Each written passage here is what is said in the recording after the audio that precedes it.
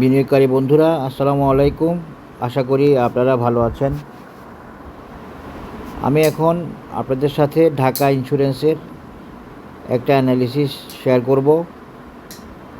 আশা করি আপনাদের কাজে লাগবে। আপনারা যারা ঢাকা ইন্স্যুরেন্স হোল্ড করছেন এবং যারা নিতে চাইতেছেন তাদের জন্য এই অ্যানালিসিস বিশেষ করে। এখন আমি দু একটা কথা বলে রাখি, আমি যে শেয়ারগুলোর অ্যানালিসিস দেয়া আছে আপনারা সেই শেয়ারের অ্যানালিসিস সার্চ দিয়ে না খুঁজে আপনারা বারবার একই শেয়ারের অ্যানালিসিস বারবার চান। একই শেয়ারের অ্যানালিসিস বারবার চাওয়ার তো কিছু নাই।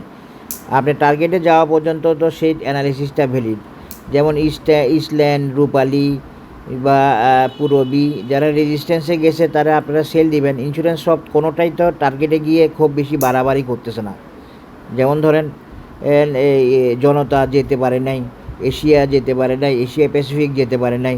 সুতরাং আপনারা ইন্স্যুরেন্সগুলো টার্গেটে গেলে ঠিকই সর্বোচ্চ টার্গেট যেটা দেওয়া হচ্ছে সেটা গেলে সেখান থেকে বের হয়ে আসাটাই ভালো। আপনারা বুঝবার চেষ্টা করবেন। এই নিউজে ওই নিউজে লোভ শুনবেন, ডবল হবে ট্রিপল হবে সেটা পরে হবে, কারেকশানের পরে। এর আগে যদি আপনারা মনে করেন যে না এটা শুধু যেতেই থাকবে, পূরবীর অ্যানালাইসিস চাচ্ছেন, এগুলো তো সব দেয়া আছে। তো আপনারা যদি না চান, না খোঁজেন, তাহলে তো আমি বারবার তো একই শেয়ারের অ্যানালিসিস আমি দিতে পারবো না, দেওয়া সম্ভব হবে না। আশা করি বুঝতে পেরেছেন। অ্যানালিসিস চাইতেছেন, অ্যানালিসিস আছে কি না দেখবেন না, আগে দেখবেন তারপরে চাইবেন। যদি না থাকে, কারেকশান হয় বড়, টার্গেট মিট করে, তারপরে কোনো একটা মুভমেন্টে চেঞ্জ হয়ে যায়, সেরকম ক্ষেত্রে বা দেরি করতেছে কেন, উঠতে পারতেছে না কেন, সেরকম ক্ষেত্রে আপনারা আবার অ্যানালিসিস চাইতে পারেন। আপনারা সার্চ দিয়েই দেখেন না যে অ্যানালিসিসটা আছে কি নাই। ইউনিয়ন ইন্স্যুরেন্স, ইউনাইটেড ইন্স্যুরেন্স সবগুলোর অ্যানালিসিস তো আমি দিয়ে রাখছি। আশা করি আপনারা বুঝতে পেরেছেন। এভাবে বারবার চাইলে ওটা তো দেওয়া সম্ভব হবে না। আপনারা সার্চ দিয়ে দেখবেন না, আবার অ্যানালিসিস একটা চাইতে থাকবেন, তা এটা তো হয় না, এটা তো সঠিক সিস্টেম না। আশা করি বুঝতে পেরেছেন। এখন আসেন দেখেন, আমি আজকে ঢাকা ইন্স্যুরেন্সের অ্যানালিসিস দিব। ঢাকা ইন্স্যুরেন্স ফান্ডামেন্টালি একটা বড় ধরনের চেঞ্জ আসছে। মানে ঢাকা ইন্স্যুরেন্স আসলে আগের ফান্ডামেন্টাল পজিশনে নাই, এটা মনে রাখবেন। ফান্ডামেন্টাল পজিশনে না থাকাতে ঢাকা পিছিয়ে আছে। ঢাকার ডিক্লারেশন ভালো নাই, 10% দিয়েছে। ঢাকার ইপিএস আগের চেয়ে অনেক কমছে। এগুলো সবগুলোই কারণ যদিও ভ্যালিড আছে। এছাড়া মূল কারণ হচ্ছে ঢাকার এখনও টেকনিক্যালি পুরোপুরি ওকে হয় নাই। ওকে হবে, ওকে হলে আমি ঢাকার যে অ্যানালিসিস দিছি সেটাই ভ্যালিড আছে, সেটাই ভ্যালিড থাকবে। অ্যানালিসিস ইনভ্যালিড কখন হয় সেটা তো আমার ধারণা আছে বা আমি জানি। তো তারপরেও ঢাকার অ্যানালিসিসটা দিচ্ছি কেন, ঢাকা অনেক দিন ধরে ঢাকা এখনও উঠে আসতে পারতেছে না। তো ঢাকার ফান্ডামেন্টাল চেঞ্জ না আসলে এই অবস্থায় থাকতো না। ঢাকা একটা লং টার্গেট শেয়ার। আপনারা হয়তো ধারণা নাই, ঢাকা এই লেভেল থেকে দ্বিগুণেরই বেশি হওয়ার মতো একটা শেয়ার। ঢাকা 80, 90, 100 চলে যাওয়ার শেয়ার। তবে তাকে ফান্ডামেন্টাল চেঞ্জ আনতে হবে। এখন দেখেন একটা কথা বলি, একটু খেয়াল করবেন, এটা দরকারি। সেটা হচ্ছে বাজার কিন্তু প্রাইস কত দিবে বাজার নির্ধারণ করে কোনো একটা শেয়ারকে, সেটা তার ফান্ডামেন্টাল বেসিসে। এই ফান্ডামেন্টাল বেসিস মানে শুধু ইপিএস না, এই ফান্ডামেন্টাল বেসিসে অন্যতম ভূমিকা রাখে নাম্বার অফ শেয়ার। এই ফান্ডামেন্টাল বেসিস মানে শুধু এনএভি না, এই ফান্ডামেন্টাল বেসিস মানে তার একটা শেয়ারের পোটেনশিয়ালিটি বা ওই সেক্টরের পোটেনশিয়ালিটি। যেমন ধরেন দেশ গার্মেন্টসের ইপিএস নাই বলা যায়, 0.37, কিন্তু তার শেয়ারের সংখ্যা 10 কোটি মাত্র। তো দেশ গার্মেন্টস এই জন্য 122 টাকা দাম বা 120 টাকা দাম। এটা কারণটা কি? ওই যে বাজার ওকে প্রাইস দিয়ে রাখছে 120 টাকা, 22 টাকা, এই ফান্ডামেন্টালের কারণে। এই ফান্ডামেন্টালটা কি? বেসিক্যালি এটা একটা লো পেইড আপ শেয়ার। লো পেইড আপের ফান্ডামেন্টাল বেসিস সে ভিন্ন। এই জন্য লো পেইড আপ বেশি প্রাইস গেইন করতে পারে, সেখানে ইপিএসের ভূমিকা হয়তো কমও থাকতে পারে বা ইপিএসের ভূমিকাও থাকে। সব মিলিয়ে ফান্ডামেন্টাল বিভিন্ন এলিমেন্ট থেকে বাজার সিদ্ধান্ত নেয় একটা শেয়ারকে কত প্রাইস দিবে। আশা করি বুঝতে পেরেছেন। অনেকে বুঝে না যে ইন্স্যুরেন্স কেন, এই বিএনআইসিএল কেন 80 টাকা গেলে, বিএনআইসিএল তো ভাই 100 পার হবে সামনে, তো আফটার কারেকশান। তো তখন ওর ফান্ডামেন্টাল দেখেন, ও লো পেইড শেয়ার। সবচেয়ে বড় কথা হচ্ছে এটা, ওর শেয়ার হোল্ডিং দেখেন কার কাছে কত আছে। যে কোনো ইন্স্যুরেন্সেরই দেখেন শেয়ার হোল্ডিং তো অনেক ভালো ইনস্টিটিউট এবং মালিকদের কাছে। বাজারে আছে অল্প কয়টা শেয়ার থাকে। তো তো এগুলা তো অন্যতম কারণ। ইপিএস কম হলেও অনেক ভালো করবে ফান্ডামেন্টাল বেসিসে। Fundamental basis is not only earnings, not only net asset value, not only dividend pay out, সব কিছুর বেসিসে বাজার প্রাইস দেয়। অন্যতম বেসিস হচ্ছে নাম্বার অফ শেয়ার কম যেগুলার, ওগুলার দাম বেশি, কারণ তাদের চাহিদা বেশি, বাজার সেভাবে দাম দেয়। আশা করি বুঝতে পেরেছেন। এখন আসেন এই যে ঢাকা ইন্স্যুরেন্সের অ্যানালিসিস দিতে গিয়ে আমি আপনাদেরকে দেখাই। বেসিক্যালি ঢাকা ইন্স্যুরেন্স এখনও সাইডওয়েতে আছে। এই সাইডওয়েটা হলো ওর মূলত টাইম কারেকশানের কারণে। এটা কিন্তু কনসলিডেশন না, ঢাকা আসে হচ্ছে টাইম কারেকশানে। এই টাইম কারেকশানটা শেষ হতে কতদিন লাগবে? টাইম কারেকশানটা শেষ হয়ে আসতেছে, আরও কিছু সময় লাগতে পারে, আরও সপ্তাহখানিকও লাগতে পারে, তবে শেষ হয়ে আসতেছে। এখন টাইম কারেকশানটা কোথায় আছে? এই পুরাটা হচ্ছে ঢাকার, এই দেখেন কবে থেকে, 24শে অক্টোবর থেকে ঢাকা বেসিক্যালি টাইম কারেকশানে আছে। এটা পুরোটাই টাইম কারেকশান। ঢাকা যখন এইটা পার হবে তখন আপনারা মোটামুটিভাবে ধরে নিতে পারবেন ঢাকা এখন উঠে আসবে। টাইম কারেকশান বা ইন্ডিকেটর অসিলেটর ঠিক অনেকটুকু হয়ে গেছে, এটা ধরে নিতে পারবেন এই ঢাকার এই রেজিস্ট্যান্সটা যখন পার হবে, 43-44 যখন পার হবে। এটা সে পার হয় নাই, পার হইতে পারে নাই মূলত টাইম কারেকশানের কারণে। টাইম কারেকশানের মাধ্যমে সে তার ইন্ডিকেটর অসিলেটরগুলোকে ঠিক করতেছে বা ঠিক করবে।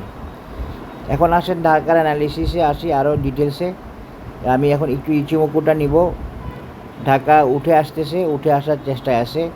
ঢাকার ওই টিপিএস কম আসাতে, ডিভিডেন্ড কম দেওয়াতে আগের চেয়ে ঢাকা এখনও নিচের লেভেলে আছে। ঢাকাও একটু ইস্টার্ন এবং পাইনিয়ারের প্যারামাউন্টের মতো একটু প্রবলেমে আছে এই জায়গাতে। এইটা ম্যানেজ করে তাকে উঠে আসতে হবে, এই জন্য একটু স্লো থাকতে পারে 3-4 দিন, তবে উঠে আসতে পারে, উঠে আসার লেভেলে আছে। এই এমএসিডিতে নেগেটিভ কনভার্জেন্স দেখা যাচ্ছে, আর 1-2 দিন পরে এমএসিডিতে বাই সিগন্যাল দেওয়ার সম্ভাবনা থাকবে। 2 দিনের মধ্যে বা 3 দিনের মধ্যে বাই সিগন্যাল দেওয়ার সম্ভাবনা থাকবে, এবং কনভার্জেন্স, নেগেটিভ কনভার্জেন্সটা পজিটিভ কনভার্জেন্সে রূপান্তরিত হবে আশা করি। এরপরে আমরা যদি দেখি অরুণে ঢাকা ইন্স্যুরেন্স বেসিক্যালি ডাউন ট্রেন্ডে আছে, আপ ট্রেন্ডে নাই, তবে স্ট্রং ডাউন ট্রেন্ড না, উইক ডাউন ট্রেন্ড, এবং অসাম অসিলেটরে ঢাকা পজিটিভ সাইডে কিন্তু এখনও আসে। এটা খুব ভালো দিক হইল। পজিটিভ সাইডে গ্রিন হিস্টোগ্রাম নিয়ে ঢাকা আসে, তার মানে ঢাকা একটা পজিটিভ সিগন্যাল দিচ্ছে বা ইশারা দিচ্ছে, ইঙ্গিত দিচ্ছে। এই হলো ঢাকার অবস্থা। একটু ঢাকার উইকলিটা একটু দেখব। ঢাকা এখানে দেখেন, এখানে সেল সিগন্যালে আসে, তবে বুলিশ অবস্থায় আসে। প্রাইস কিন্তু ক্লাউডের উপরে আসে, রেড ক্লাউডের উপরে আসে। ফিউচার ক্লাউডও সুন্দর আসে, গ্রিন আসে, এখানে কোনো অসুবিধা নাই। ঢাকা যদি এইবার এটা ক্রস করে তাহলে ঢাকা নেক্সট টার্গেটে যাবে। আশা করতেছি এইবার ঢাকা এটা ক্রস করবে, এটা এইবার ক্রস করবে। এটা ক্রস করলে ঢাকা নেক্সট টার্গেটে যাবে, আমি দেখাবো ওইটা। এর আগে উইকলিটা একটু দেখিনি। উইকলিতে মোটামুটি ভালো অবস্থায় আছে Dhaka. Future cloud, green tin সব ঠিক আছে। ইমা দিয়ে দেখলে আরও ভালো দেখবো ঢাকাকে।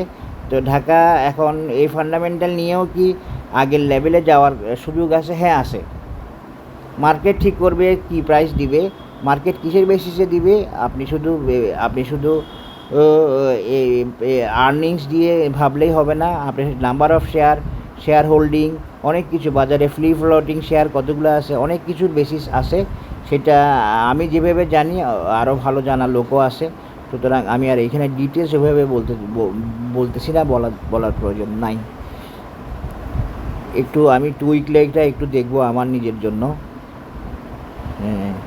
ঢাকা এই জায়গাতে একটু সমস্যা আছে, যেটা বললাম টাইম কারেকশান, এটা হচ্ছে এই জায়গাতে মান্থলিতে একটু সমস্যা আছে।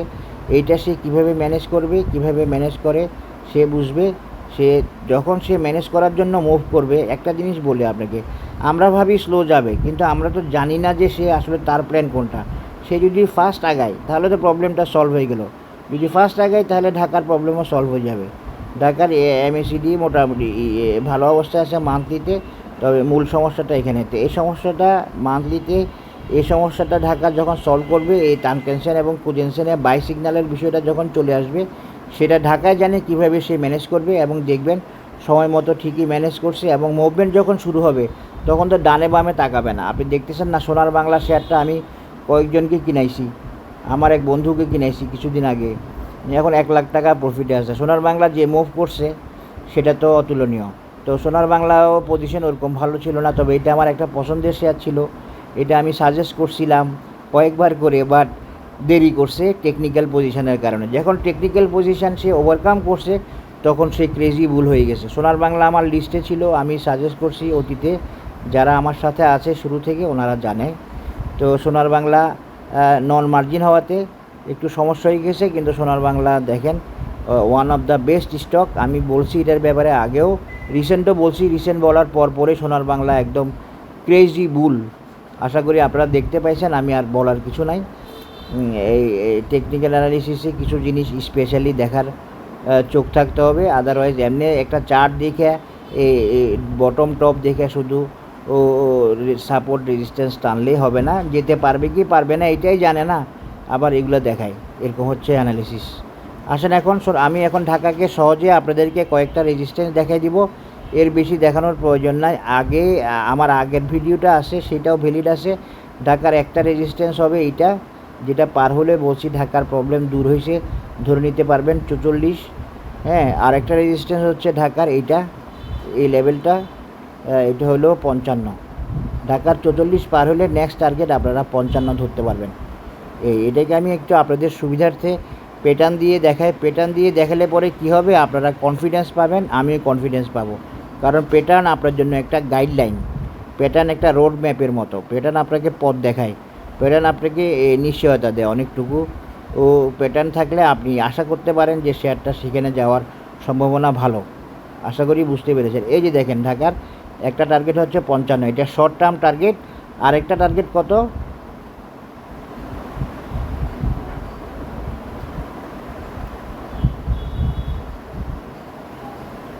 ঢাকা ইন্স্যুরেন্সের আরেকটা টার্গেট কত, এই যে এটা হলো আপনার এই ক্লাসিক সিহর্স প্যাটার্ন দিয়ে 70 লেভেল, 59.30 মানে 70। এই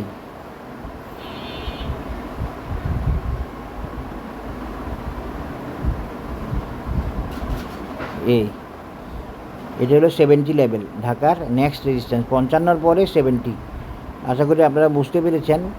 আমি একটু এখন আপনাদেরকে আরেকটা প্যাটার্ন দিয়ে দেখাবো, যাতে করে আপনারা টেকনিক্যাল অ্যানালিসিসের উপরে আরও বেশি আস্থা পান। আমি আপনাদেরকে প্রমাণ করতে চাইতেছি এবং প্রমাণ করতে পারছি আল্লাহর রহমতে কিছুটা, যে টেকনিক্যাল অ্যানালিসিসে বাজার চলে, মেজারমেন্ট, প্যাটার্ন এগুলো ওকে হয়, এগুলো সঠিক হয়, এটা আমি প্রমাণ করার চেষ্টায় আছি এবং কিছুটা পারছি বলে আশা করি।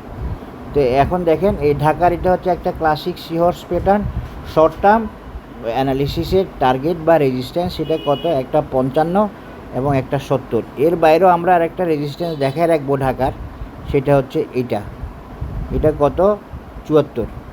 এই টপটাকেও আমরা রেজিস্ট্যান্সে ফেলবো পরের রেজিস্ট্যান্স হিসাবে, যেই রেজিস্ট্যান্সটা সিহর্স প্যাটার্নের রেজিস্ট্যান্স না, যে রেজিস্ট্যান্সটা হচ্ছে প্রাইস পয়েন্ট দিয়ে দেখানো রেজিস্ট্যান্স। এই এখন আমি একটা ফিবোনাচি ড্র করি, দেখেন এভাবে মিলে গেছে আলহামদুলিল্লাহ। এর চেয়ে ভালো অ্যানালিসিস আর হয় না। এটা একটা ওয়েল প্রুভড, টেকনিক্যালি ওকে, একটা ওয়েল মেজার্ড অ্যানালিসিস হিসেবে আপনাদের সাথে আমি শেয়ার করলাম। এটা ভ্যালিড থাকবে অনেক দিন পর্যন্ত। এখন আমি এটা দেওয়ার 5 দিন পরে যদি আরেকজন বলে যে ভাই ঢাকার অ্যানালিসিস দেন, তা আমি কই যাব বলেন, কি করব বলেন? এটা তো দেয়া থাকবে চার্টে, একটা 70, একটা 74। তা আপনারা এখনই ভয় পাচ্ছেন ইন্স্যুরেন্স ডাউন যাওয়ার, ইন্স্যুরেন্স কারেকশান হওয়ার, ইন্স্যুরেন্স শেষ হয়ে যাওয়ার, ইন্স্যুরেন্স যেতে না পাওয়ার। আরে ভাই ঢাকা তো এখনও নড়েই নাই, প্যারামাউন্ট তো এখনও নড়েই নাই, ইস্টার্ন তো এখনও শুরুই করে নাই, পাইনিয়ার তো এখনও নড়েই নাই। এগুলো আপনারা বুঝবেন ইনশাল্লাহ, কারণ বাজার প্রত্যেকটা স্টকের থেকে ব্যবসা করবে, ওরা প্রাইস করবে ব্যবসা করার জন্য। আপনি যদি এই ফাঁকে ব্যবসা করে ফেলতে পারেন তাহলে ভালো, আর না পারলে কিছু বলার নাই। এ হলো কথা। আপনারা কেয়ারফুলি আমার অ্যানালিসিসের সাথে থাকেন। আমার অ্যানালিসিস আপনাদের ভালো লাগলে আমি আশা করি আপনারা অবশ্যই আপনাদের ফ্রেন্ড সার্কেলকে শেয়ার করবেন এবং সাবস্ক্রাইব করবেন। তাছাড়া তো আপনি কারো উপকার করতে পারলেন না, আমার অ্যানালিসিসটা অন্তত শেয়ার করে উপকার করলেন, অসুবিধা তো নাই। এই যে দেখেন এইবার ঢাকার অবস্থা দেখেন, ঢাকাকে আমি এখন দেখাই দিলাম একটা রাউন্ডিং বটম প্যাটার্ন হিসেবে। তার মানে আপনারা বুঝে নেন ঢাকার কি হতে পারে, কি হবে। রাউন্ডিং বটম প্যাটার্নের রাউন্ডিং বটম প্যাটার্নের একটা সাকসেস রেট প্রায় 80% লেভেল। এটা একটা ক্লাসিক প্যাটার্ন, এটা একটা প্রাইস অ্যাকশন প্যাটার্ন। এটা অনেকটা নিশ্চয়তা দেয় একটা শেয়ারকে তার টার্গেটে বা রেজিস্ট্যান্সে যেতে। ঢাকা 55 গিয়ে হয়তো কারেকশান হবে, তারপরে যাবে 70 লেভেল।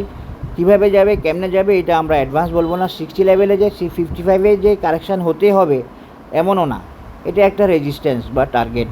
আশা করি বুঝতে পেরেছেন। সবাই ভালো থাকবেন, ধন্যবাদ, আসসালামু আলাইকুম।